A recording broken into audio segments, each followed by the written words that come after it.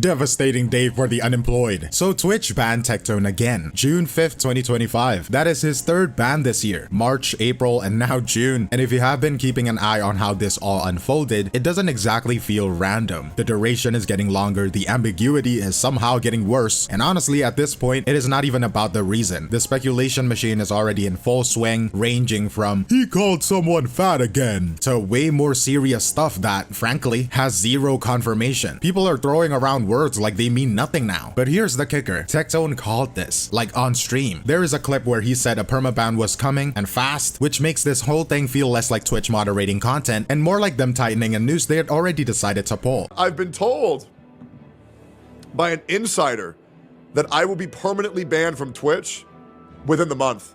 It is hard not to read this as a slow burn towards something more final, and that is a bigger issue, right? It is not just that he's banned again, it is the precedent it sets. Twitch's TOS has always been this murky soup of vague guidelines and selective enforcement. We have seen creators get hit for minor things, while others get away with objectively worse. So when someone like Tectone, who has been openly critical of the platform and its hypocrisy, starts getting strikes back to back to back, it is hard not to raise an eyebrow. Because let's be real, losing Tectone is a serious blow to the gacha space.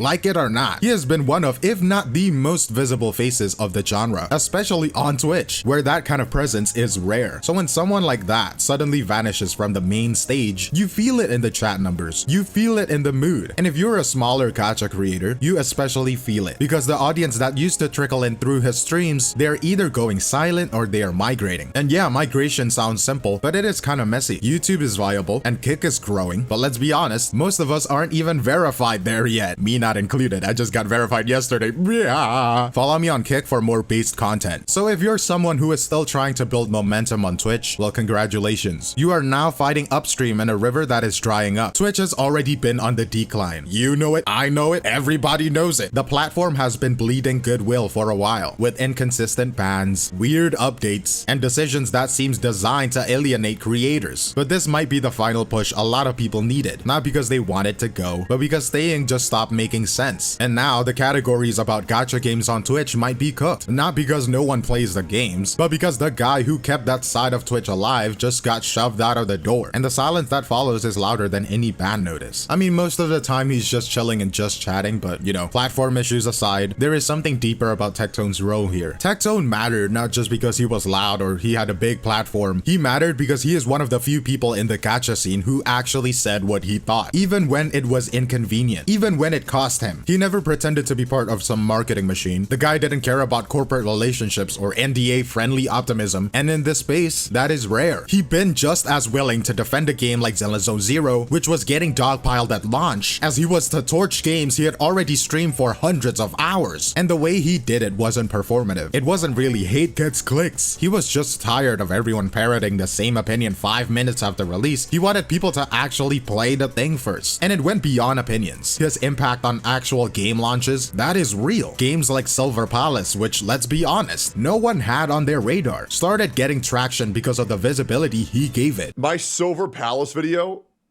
got 250,000 views in 2 weeks. 250,000. When I reacted to that trailer, when they sponsored me to react to it live, I was the first, by the way, first streamer to ever react to it. That's a fact, because they were the ones who allowed me to break the NDA and announce the game's title to the world first.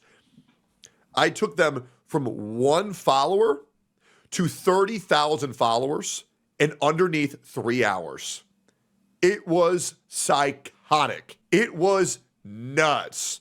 And then I told every other streamer they needed to react to this shit, and they all followed suit. And here we are today, boys. That game is going to break records, but it needs to deliver and come out soon. Just like he made space for smaller creators like myself, who benefited from the exposure he was willing to give without asking for anything in return. Tectone's reviews weren't filtered through sponsorships or sugarcoating. If a game sucked, he said so. If it got unfair hate, he called that out too. And the reason that resonated with so many people is simple. He came off like he was on our side, the player side, not the devs, not the brand, not the company, the people actually spending money on these games. But being that kind of voice comes with a cost. Tectone's honesty is what gave him credibility, but it also what made him divisive. To some people, he is maybe too harsh, a little bit too truthful. In a Chinese gacha games, being too truthful is not the culture. The thumbnails, maybe the rants, the occasional creator callouts. I get how that turns people off. I don't know, some people just don't like that, I guess. But for a lot of us, that lack of polish and that rawness is what made him feel real. He didn't filter his takes to please Reddit like LSF or Gacha Gaming to avoid backlash. He said what he thought, even if it wasn't pretty. And most importantly, off stream, he is one of the most down-to-earth, genuinely supportive people I have met. He checks in, he helps without broadcasting it, he'll go to bat for his friends hard, even when it cost him reputation or, at this point, maybe even a platform. And maybe that is why the current backlash hurts so much. Because when you know the guy behind the mic, the person who stuck his neck out for you or stood up when no one else did, and then you see people mocking his ban like it's some justice served, it just doesn't sit right with me. It is easy to paint someone like Tectone as just another drama guy if you have never actually seen what he has done for the space. But the truth is, for a long time, he has been the spine of gacha in Twitch, even in YouTube, or maybe in Twitter. And losing that voice, that is a loss. The reaction online has been, well, exactly what you would expect from the modern internet. Part comedy show, part witch trial. Scroll through X right now, and you will find everything. Comparing his ban to the fall of criminals, to people celebrating like it's a Diddy party. Wait, that is not a good thing nowadays. But within those hate comments, there is something a lot darker. Accusations, some of them so casually trapped. You would think calling someone a predator was just another form of dunking on a bad take, and I get it. Tectone has a history in drama, but this is insane. This isn't just a hate comment or criticism. This is a character assassination attempt. People aren't reacting to what he did. They are reacting to who they think he is, or maybe who they want him to be, so they can justify their disdain. It is one thing to call out someone for their behavior. It is another to turn their name into public spectacle, fueled by zero evidence and maximum projection. That is the cost of platform like X, a vague post, a few quote tweets, a few subtweeting, and suddenly your entire character is up for auction in the court of public perception. There is no trial, no context, no proof. It is just feelings. And knowing Tectone, how much he actually internalizes this stuff, that kind of backlash doesn't just sting, it leaves a mark. That is part of what frustrates me so much about all of this, because behind that bombastic thumbnails and loud energy, the guy has done more for other creators, more for the entire space than most people ever will. And I'm not saying that because I feel like I owe him. It is just the truth. Tectone has helped me grow. He didn't have to, and he never asked for credit. I mean, that's kind of his thing. He will shine a spotlight on you, boost your channel, and defend you when no one else will, and then downplay it like it was nothing. And that loyalty, that relentless need to support the people around him, even when it backfires, that is rare, especially in this space. A lot of creators treat this industry like a ladder. Step on whoever you need to climb higher. Tectone is the kind of guy who looks at that ladder and tries to pull as many people up with him as he can, even if it means slipping a few rungs himself. It is easy to misunderstand someone when all you see are the stream clips and Twitter outbursts, the allegations that people post. But off stream, the Tectone I know is grounded, genuine, protective. And yeah, I guess he is loud, he is chaotic, he is so bald, sometimes to a fault, but that chaos comes from a place of caring, of wanting things to be better, not just for himself, but for the people around him. And that is the part most people don't see. And honestly, that kind of worries me. You know, stepping back from all of the memes and all of the discourse of this, the thing that has been sitting with me the most, I'm genuinely worried about the guy. Like, yeah, he's doing great financially. Kick has been a major win for him. I think he even said that he is making 10 times what he used to get on Twitch.